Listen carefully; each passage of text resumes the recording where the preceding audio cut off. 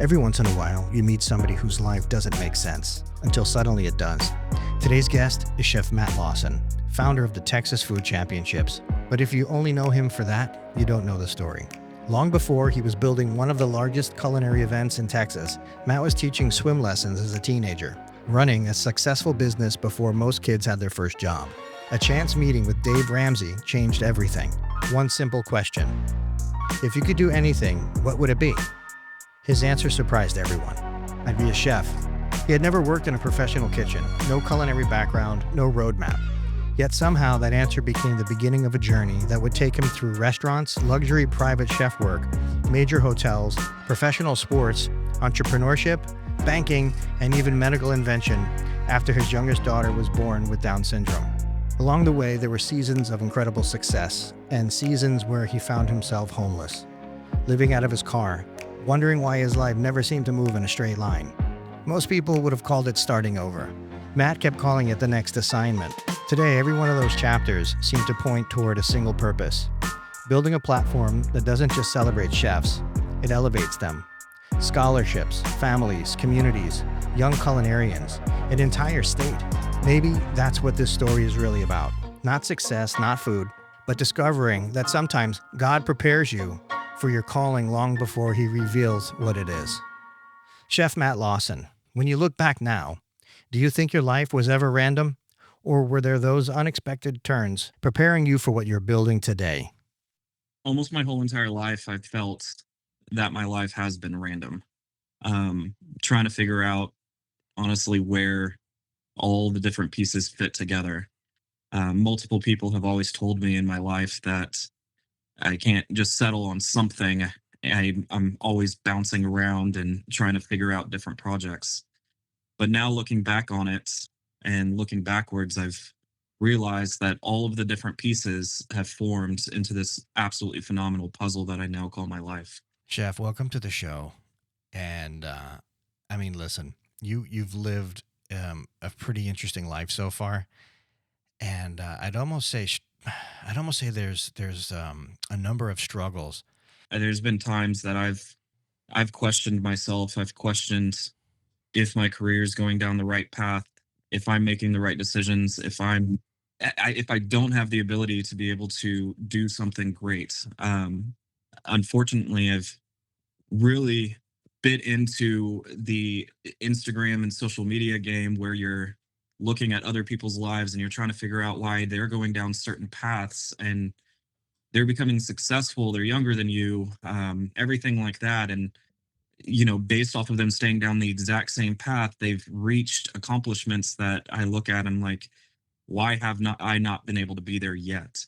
Um, and through the course of bouncing to different things and different doors that have opened, I have gone through those struggles. It's only been recently that I guess, stopped analyzing what other people are doing and realizing that everything has kind of been woven together into a beautiful little package. That's the social media trap. It happens to a lot of us. Yeah. I'm not shielded by that. I'm obviously online quite a bit, and I get to see a lot of stuff and meet a lot of people. And I also know a lot of it is it's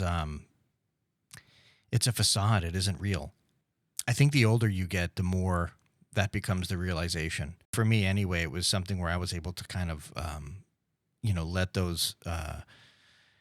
Man, I hate to say jealous, but it wasn't jealous, or envy, I guess is a better word. You're envious of other Mhm. people, and it takes a little bit of time to learn how to drop that. I've thought about it over the years multiple times. I've been questioned it from my parents, from other people, and for some reason, it came out of nowhere. I mean, the funny part is, up until that point, I've never worked in a restaurant. I've never been a chef. I've never really cooked a ton in my life. Never been a server, anything of that nature. It's the only thing that came out of my mind at that time was I'd be a chef. And looking back now, I really truly don't believe that answer came from me. I believe God had a placing in my heart for it. Long before I, recognized it in myself. Sometimes I think our heart knows what God is doing before our minds can even make sense of it. Not one conversation changed the whole entire trajectory of my life. I mean, I was going to school for business and entrepreneurship, of which I continued, but I and that same degree has helped do other things in my life after that, but it's completely changed everything that I, was thinking I would do for the rest of my life. After our prep call, and we've had a few calls actually over the last week or so, Mhm. and I feel like one of the most powerful parts of your story isn't isn't the ups where you had success. It's Yeah, when things were really low and you were living out of your car or you were between yeah, jobs.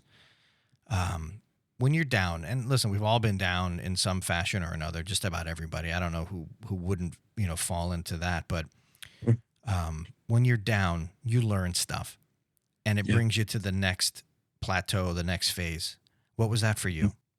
Just resilience of not giving up. And whenever this podcast comes out, the scary part for me is even bringing this up is this is going to be probably one of the first times that my parents have even heard of this story, which is crazy to me. It was going through chasing dreams that I had in my own thoughts and minds as the direction I needed to go, and I wasn't listening to God at the time. I was trying to create my own path and do my own thing, and unfortunately, that completely and utterly fell apart. And I guess not unfortunately, that was probably one of the biggest blessings in my whole entire life. So we are sitting there with about $160 in my account, living out of a car, with a one-shot opportunity to be able to get a executive chef position that, by the blessing of anything, came also with an apartment complex directly next door. Um, so got myself to Tulsa, Oklahoma, and um, had one shot. Got a membership to the Lifetime Fitness that was just right up the road, so I could be able to shower and do everything like that before I went into the interview. Um, Ended up being able to cook for him and landed the food and beverage director and executive chef job at the Mayo Hotel. When I look back now, I see two different lessons that learns. Number one, if we go against what we feel has been placed in our heart by God, and we try to create and false idol ourselves as our own, then these negative things can happen, and we have to. Allows us to fall on our face and say, "Hey, shake it off. I told you so. Now let's pull it back together and let's get you back on the right path." So that's what I felt through there. Your parents didn't know that you were living in your car? No, sir, they did not. I was too proud and I was too ashamed, as everybody in my life was telling me not to go down the path that I was going down, chasing a girl, chasing a family that was trying to buy me to stay with them. And when I went down the path, everybody, pastors, parents, friends, everybody was telling me that I was going down the wrong path at that time. And I just didn't want to listen. In my own heart, I knew it wasn't the right path. It was just too stubborn to be able to do anything about it. When that whole entire relationship went south and I had nowhere else to go, that is when I ended up having my car and a gas station right outside of Joplin, Missouri, on the route straight to Tulsa, Oklahoma, was my home. Did have a job at the time, working at a restaurant and bar. So I would go at nighttime, work, do everything like that, go back to sleep, and come back the next day. I try to keep myself as busy as possible during that time. But no, I was too proud to ask anybody for help. I was too proud to say everybody was right and I was wrong. So I just kept pushing forward until I got over the hump. I have to think that this was sort of self-inflicted. You could have gone to your parents and your parents would have helped you, or did you have a bit of a strained relationship, or what were you thinking about? What was in your head? No, this is 100% self-inflicted. My parents would have helped me. They would have shown me grace and said, "Yeah, we told you so. I hope it hurt, but come home." But that's not the path that I ended up choosing at that time. So as you're homeless, you get a job at the Mayo Hotel. Gorgeous property, stunning actually. That had to lift you into some pretty high spirits. No, the Mayo Hotel was great. I was in very good spirits at that time, but for some reason I was still lost for a little bit, and mainly because I haven't seen family for a while. I had a couple different stints outside of the state of Texas before that. So This episode is brought to you by Trimark, the largest food service design, equipment, and supplies provider in North America. Trimark works directly with operators, bringing design build expertise, supply sourcing strength, project management, installation, and servicing together to power smarter hospitality kitchens. Learn more at trimarkusa.com. it all kind of brought me back there, and I loved my job. My parents came up and saw me while they were there. They were very proud. We redid the whole entire food and beverage program, reinvested in the restaurants, and brought a new feel to that place. So it was a wonderful feeling knowing that just weeks before that or months before that, depending on how long I was there, I was in my car.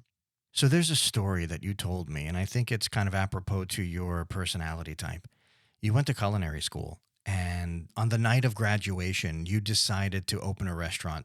Yeah, I was blessed in Dripping Springs in my hometown of being offered a position as the executive chef while I was in culinary school of a restaurant called the Koi Lantern, which was an Asian fusion style restaurant. So I was going to Le Cordon Bleu, graduating French cuisine, and my grand opening for that restaurant was the day I was graduating and walking across the stage from culinary school, which was a blessing and also a curse because while I was up there on stage, I was dumb and invited the whole entire audience to come to my grand opening at the restaurant. Um, and it still went over well, but it was fun. Yeah, but that takes a lot of stones, man, to do something like that. You have to be a little bit there's an element of shock that's in your personality to be and to kind of do all of these different position shifts and career pivots. That's kind of your makeup. So for you to walk away from the parents and kind of turn your back and do your own thing and live in your car and I understand that. I didn't live in I've never lived in my car, but I did have a couple of a year or two in my 20s where my living arrangement wasn't peak. Food was tight.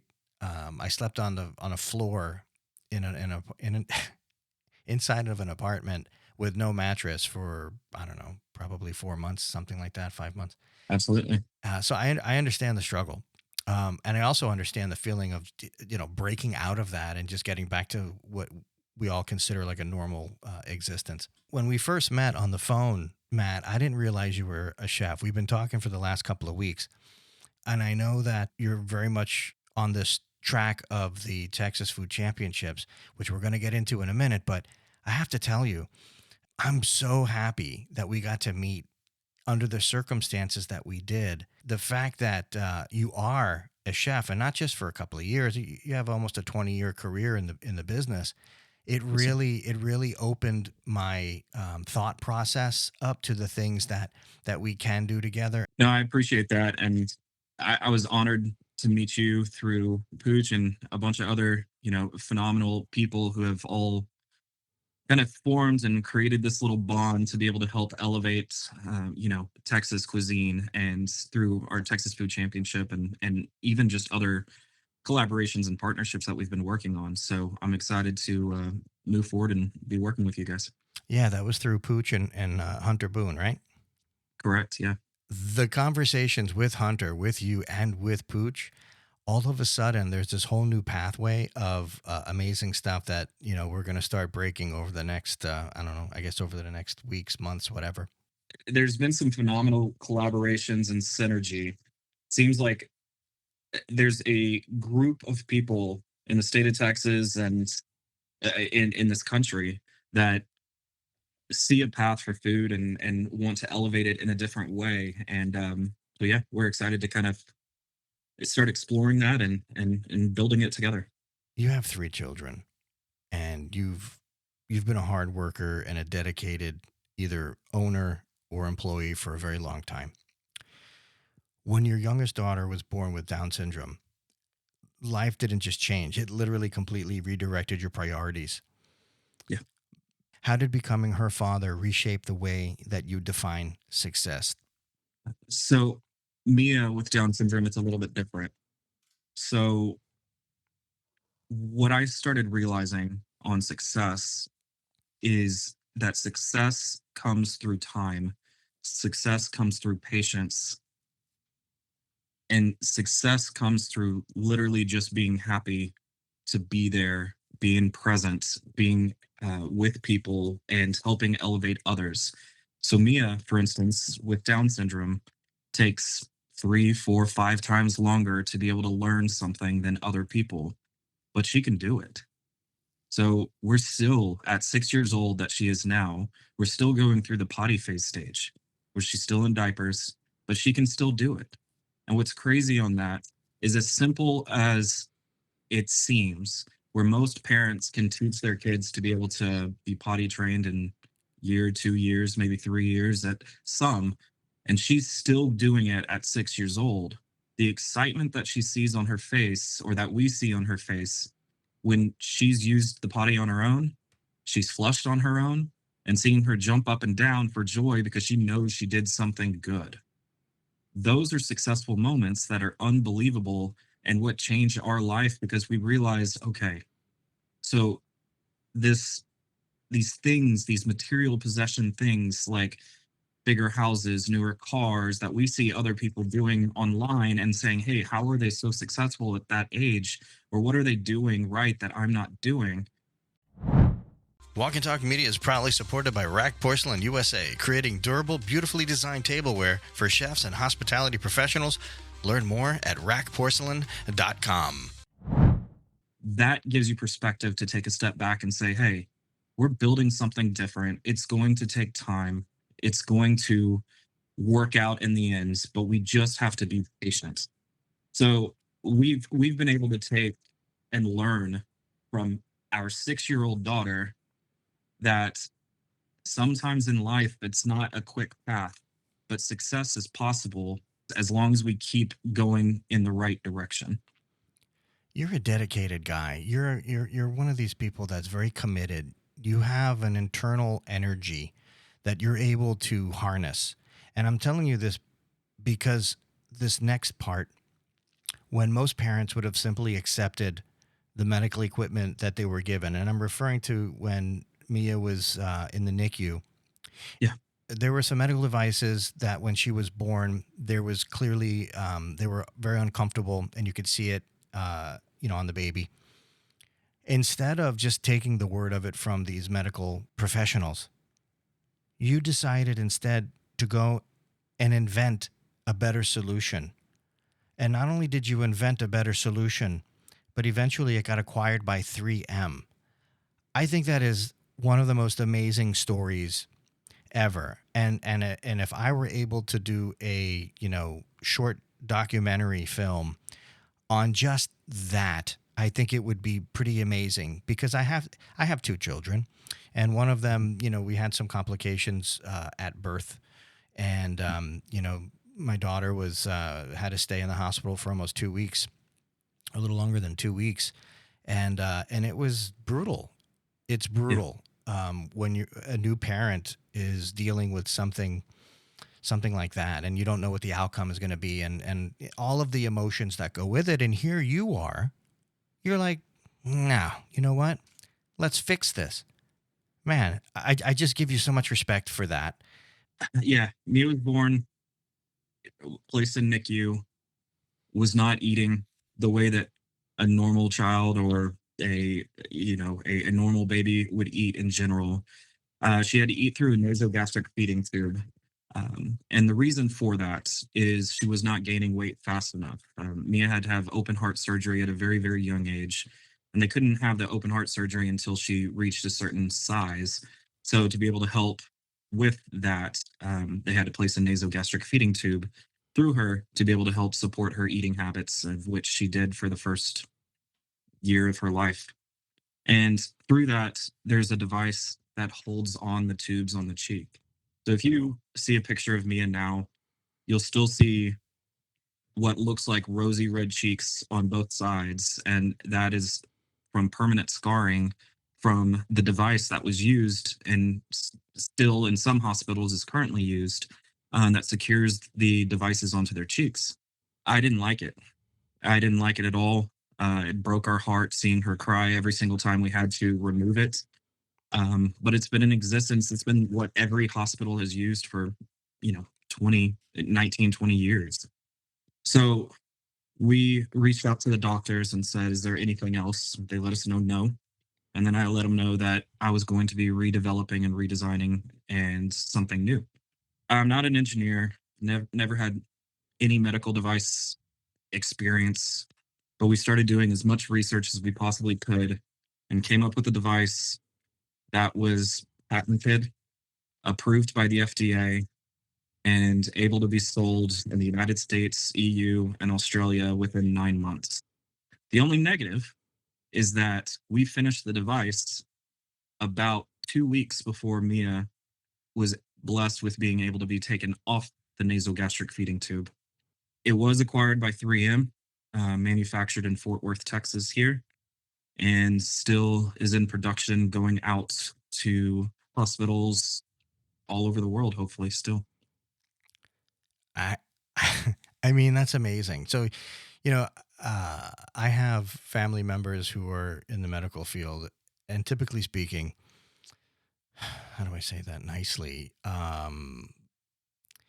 They know what they know, and it's hard to, change any minds. Let's put it that way. Sure.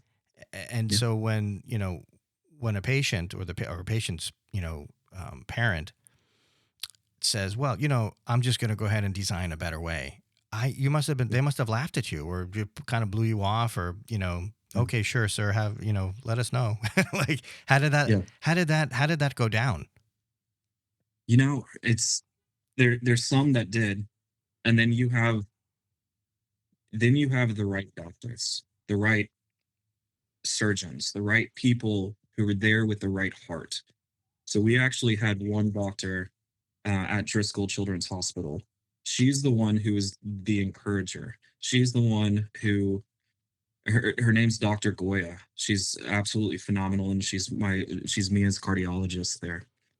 She kept coming up every single week that we would go into the hospital, and she was like, hey, where are you at, where are you at, tell me what you need, what do you need support with. And she was there every step of the way because she knew that it needed to be changed, it needed to be fixed. So yeah, we did have some doctors that and nurses that were like, yeah, okay, dream on. And then there's other doctors that were right there knowing that the fight was real and that they wanted to be there to help support it. That should be a Netflix documentary. I'm just saying, I'm putting it out there. I think that's such an amazing story. Thank you. You've built businesses, restaurants, medical products. You've been the president of a bank. You have all sorts of relationships. Like, man, honestly, like, if you were to compile a list of all of the places that you've been, that you have made a living from, it's pretty extensive. And yet, every Thank you. time you succeed, you seem to build something for somebody else. Um, I mean, why has your life always been more about creating opportunities rather than collecting accomplishments? Support for Walk and Talk Media comes from Metro Food Service Solutions, trusted by kitchens that need storage and workflow that actually does the job. Learn more at metro.com. Yeah, I think when I was younger, I fell in the same thing that I wanted to collect accolades. I wanted to collect, awards and do everything like that. Um, but over the years, I think my heart's changed to being a heart of a servant. That's what I would prefer. Ever since I was younger, I mean, I'm talking middle school, elementary school, people have always said to me, or even my parents have joked around saying that I'm too giving. I'm always too interested in how to be able to help other people before I do anything on my own. Um, and over hearing that from people my younger days, I briefly switched from that during my high school, college, and after college career time frame, where I was trying to focus on myself and trying to figure out how to be able to get the awards and the accolades and build businesses for myself and everything like that. And over the course of yeah, I guess going back to the living in the car and hitting rock bottom, did I realize that, I was doing things wrong and I needed to go back to living for other people. When you hit bottom, did you actually turn your back on your faith? When I was going through the process, I did. When I was actually going through the process of living out of my car, I did. Um, and I probably wasn't the best of Christian at the time that I was living against what everybody else and my own heart was telling me. Um, I when they're all sitting there telling me that I'm making the wrong decisions, doing the wrong things, and not trusting God's life 100% was turning away. Um, I believe when I was shown grace by getting the job opportunity to go to Tulsa is when my faith really turned around. But on building businesses and doing what we have, I mean, we've we've even failed on some aspects, when we're trying to think of other people. So, for instance, like all these stories and these businesses and the success is good, but one a recent incident or recent business that we just built, my wife and I, we had a calling in our heart that when we lived in Port Aransas, we had a calling to be able to create a spirit store to be able to help generate love of the community, just like we see in some other towns around the state of Texas and the country, where they're all bought in on their school. They support their school, they support their students, they support their community. And we decided that we wanted to build a spirit store to be able to help drive that community forward. So my wife and I invested a significant amount of money from one of the other businesses that we sold. And we decided to go all in building a spirit store for our town. And we failed. We didn't fail because it wasn't a good idea. We didn't fail because, you know, it's, it wasn't wanted. We failed because we financially couldn't support it because over on a month to month basis, um, it just wasn't making the kind of money in a small town. But the hard part was that people in that town looked at us and saw us not as attempting to try something for the betterment of the town. They looked at us and saw us as failures. Um, and they looked at us and saw us as, hey, you started this business, you couldn't run it, you couldn't do it, you failed.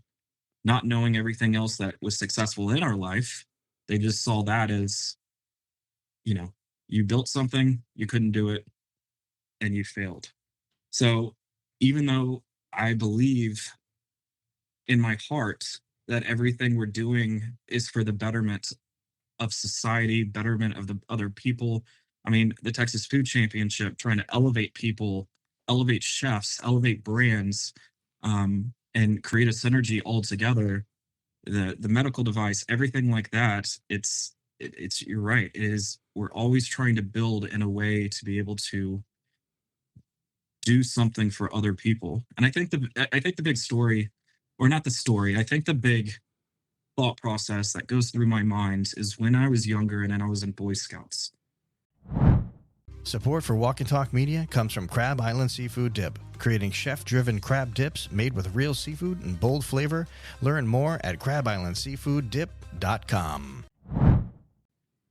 We would always go on camping trips. And at the end of the camping trip, after we take down our tents, after we pack up our backpacks, everything like that, we're told to leave the campsite better than we found it.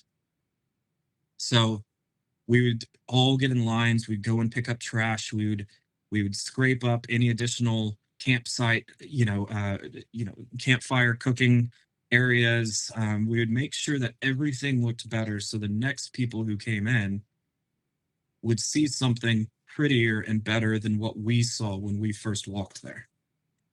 So I think businesses that we're creating, things that we're doing, how do we be able to create and leave something behind to our kids or the next generation that is better than what we grew up and how we saw it? Is there a better medical device than what we had available? Is there better competitions and better camaraderie, better elevation status for chefs than there were before? Is there better ways to be able to put brands together? Is there better ways to be able to do different things? And I think that is what kind of energizes me to being able to do everything that we're currently doing. What way can we be able to create a better life for the next generation? And that's amazing. At the end of the day, there's going to be judgmental people out there. And a lot of the ones who are judgmental are the ones that have never taken risks or have never tried to start something themselves. And it's easy for them to point a finger and say, hey, you're a loser or a failure or something like that. But the truth is, you can't be the best winner without having some loss. I believe that. Yeah. I think that there needs to be, you have to have your slice of humble pie. Yeah. And I think that's for most people. Is it for everyone? Maybe not. Maybe there are some other individuals that are operating at a higher level, mentally, physically, emotionally, and maybe they don't need to fall on their face, but most of us do, and it Yeah. keeps us in check, and it's something that you're able to. I think you're able to enjoy the good times better, Yeah. Yeah. 100%. appreciate the good times. Yeah. So the Texas Food Championship wasn't built after success; it was built during uncertainty. Uh, you told me that you and your wife walked away from your job and ultimately you kind of it's like a big bet. You kind of gambled on putting this together. You were the president of a bank and you said, "Meh, you know what? I'm going to give it up and let's do this." What made you do that? We believe, my wife and I believe in this vision, in this mission of what we're trying to accomplish. It was terrifying. I mean, yeah, I was a branch president for Value Bank in Port Aransas, a great institution that gave me the opportunity to be able to do this on the clock, being able to build this platform of which we were running a bank, doing all the mortgages, everything like that for people, commercial and residential, and then building this at the exact same time. We finally just got to a point that, to be honest, I had a fiduciary duty to be able to respect the people that believed in us and gave us sponsorship donations and dollars, and to be able to put their brands behind this. They believed in us. And so when my wife and I, we sat down at a table and we said, hey, we have multiple companies, hundreds of thousands of dollars of donations for people that believe in our vision and our mission. And I want to make sure that we're representing them to the absolute 100% best ability. And I'm scared that if I'm only being able to do this part time because we're running the bank the other half of the time, and then on top of that, kids, and on top of that, sports and everything like that, I do not feel that we're going to be able to represent them the absolute best way that they deserve to be represented. This session of Walk and Talk Media is made possible by Citrus America, delivering fresh Florida citrus and juice solutions to food service professionals nationwide. Learn more at citrusamerica.com. And I said that what's terrifying is that we would be leaving our salary, that, we're doing well there, and we'd be walking away from guaranteed money to something that is completely unknown. And even now, I get questions. My parents ask me probably every other week, which, I mean, for whatever reason, I don't know why, but they said, okay, well, what will you do after this? Like, what are you gonna do after the festival? No, there's we keep building and building and building upon here. So when we had that mission to be able to create this, and we sat down, I thought it was gonna be a hard conversation with my wife. She was going to probably need to be the smart one there and say, "Hey, um, we're making good salary. You you need to try to figure out a way to be able to do both, and we can't put our lives in that predicament." But she didn't. She was as honest with me and said, "Hey, I see what you're doing. I believe in you, and we'll figure it out." And so I put in resignation and left the bank. Still trying to support them as best as possible, give them, because they gave us the opportunity to do this. I still want to represent and represent who they are, because they wanted the same thing, to bring something phenomenal to the community. But we decided to leave it and start doing this full time. But I can't tell you it's been easy. There's been times through this process that we've, because she runs a small business at the same time, and we have to pick up odd and end things to be able to make and pay the bills and do everything like that. We've had our electricity turned off during this process. We've had our water turned off. We get it turned back on fairly quickly, but I mean, there's been time frames that we've been 100% paycheck to paycheck while building this whole entire infrastructure, um, to where we truly believe it can be, and you know, and we've gotten there. We've pushed through it. So it's been a diehard family, pull together, but we've made it happen. I think when a husband and wife can be on the same page for something like this, I mean the percentage and chances for success are, I don't know what that increase is, but it's going to be quite a bit. When you're not Yeah, fighting your spouse over what your career path is going to be, the stress, there's an element there. There's a stress there that I think is heavier than probably almost any other type of stress that's out there. There's nothing yeah, harder to deal with than an unhappy spouse, your significant no, other, your husband, your wife, whoever. And at the end of the day, you sounds like you're successfully navigating that. If 20 years from now someone asks, "What was Matt Lawson's greatest accomplishment?" What do you hope the answer is? I hope it has very little to do with any businesses I've built, any titles or festivals I've created. I truly hope that people state that I lived with a servant's heart.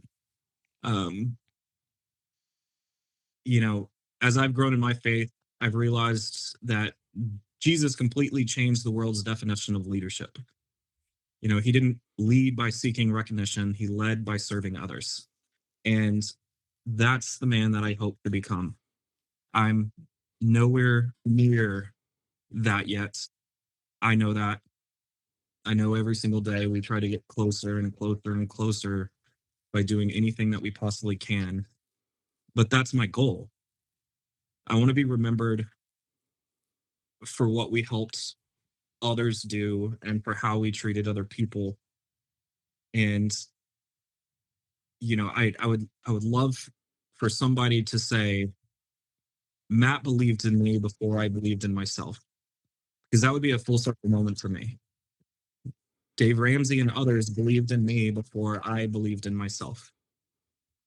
These brands that believed in our vision for the Texas Food Championship before I could fully believe by stepping away from the job, believed in us before.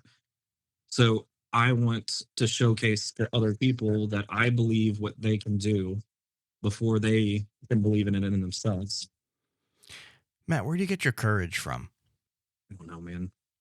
Uh, I've had phenomenal parents growing up that have put us in positions of, to be around great leaders, see great things. But I think at the end of the day, I want to do what's best for, my kids, make them proud, make my wife proud, and make up for all the bad things and bad decisions I've made and everything like that. I don't want to go backwards. I want to go forwards. I want to help other people go forwards. And um, I don't know. I might be I might have courage, but I'm also scared. 4 out of 5 hospitality professionals have faced at least one mental health challenge during their career. Stress, burnout, anxiety. These are everyday realities in kitchens, dining rooms, and bars across North America. The Burnt Chef Project North America is here to change that. They provide free, anonymous support, direct care, training, and self-care resources designed specifically for chefs, servers, and hospitality staff. From therapy services to educational modules, they're answering the call for help in one of the toughest industries.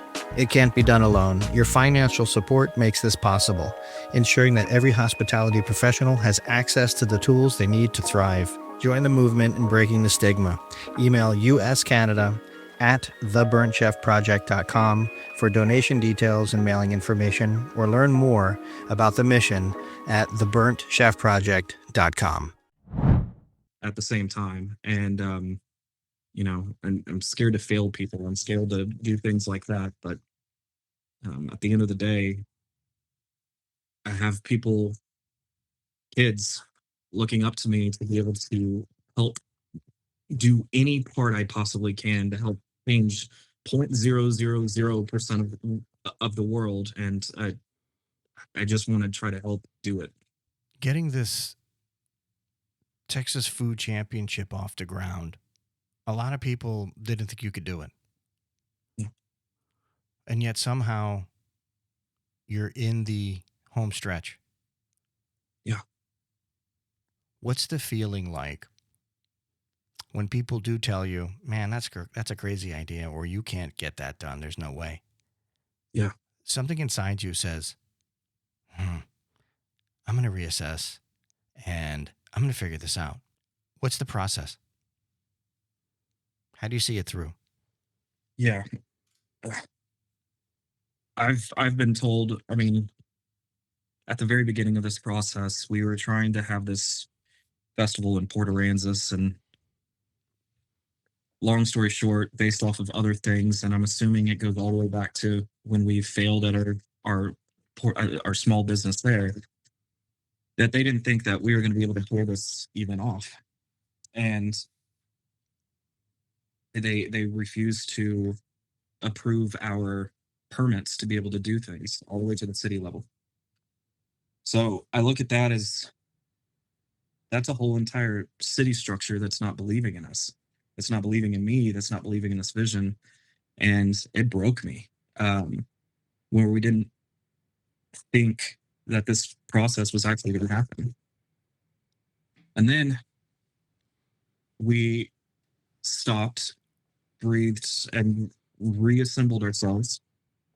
And then I decided to make a call to the city of Corpus Christi, which is 10 times the size of or bigger than Port Aransas was. It has a lot more opportunity, but it also would come with a lot greater cost. So we were looking at a $150,000 event, $200,000 event in Port Aransas, and we're looking at about a $1.1 million event if we moved it to Corpus. And so after regrouping and deciding that we weren't going to go down unless we were fully swinging, reached out to Corpus, and the whole entire thing took a different shape. It exploded. Everything positive that possibly could have happened has happened. The right people, the right momentum, the right brands, the right chefs coming in, everything has happened to completely explode an event. And then when you look back at it again, you're like, wait a minute, we're October, end of October. This event needs to be in September, which is less than a year away, and we're starting with $0 in the account to be able to create this event. We just signed a contract for World Food Championships to be the exclusive Texas qualifier at $120,000. And now we have to make this happen. And so we have a less than a year to come up with $1,100,000. And I've never seen that in my account in my life. So what do we do? And yeah, we just dug down deep, started knocking on doors, not taking no for an answer, figuring out ways to do things, cutting costs where we need to. So for instance, like if people go to our website, I'm sure it could be better, but I couldn't afford to pay somebody 10 grand to build it one. So I just taught myself how to build one. All the social media stuff, I'm sure we could do better, but we can't pay that out at that time. We have to budget for other infrastructure items that desperately need to be there. So we build them. And we found phenomenal volunteers to join our executive team, to be able to do what they do in their lives, to all come together from all over the state that have helped build this. So it's been absolute phenomenal journey, but we're there. We're done. We're putting the bows on the top. We pulled it off, but I broke down in tears when I paid the last of the World Food Championship bill because I knew I did it. I broke down in tears when you gave me this phenomenal opportunity to be on this call, and podcast with you. I mean, there's certain times in this process that it's not me. And I know it's not me. This might be a food and beverage event, but there's a bigger purpose here that is far beyond us just putting on a festival. This is a way for people to come together and understand there's somebody up there that is running this world. And if there's a positive thing to be able to unite people together, to be able to showcase and help support the next generation, and to be able to elevate communities in general, he's going to lead the way. It's not me. I got to tell you, man, that was pretty awesome. You're saying the right stuff. I can't wait to see what's going to happen at this event. I can't wait to experience it with you. How do people find you, Matt? Yeah. They can go onto our website, texasfoodchampionship.com. You can also follow us on all the social media channels. It's just Texas Food Championship across the board. Instagram, Facebook, LinkedIn, everything like that. Excellent. I am going to be heralding this to my people and our team and our followers and audience. Matt, I appreciate you spending this time with us. God bless. Amen. And we are out.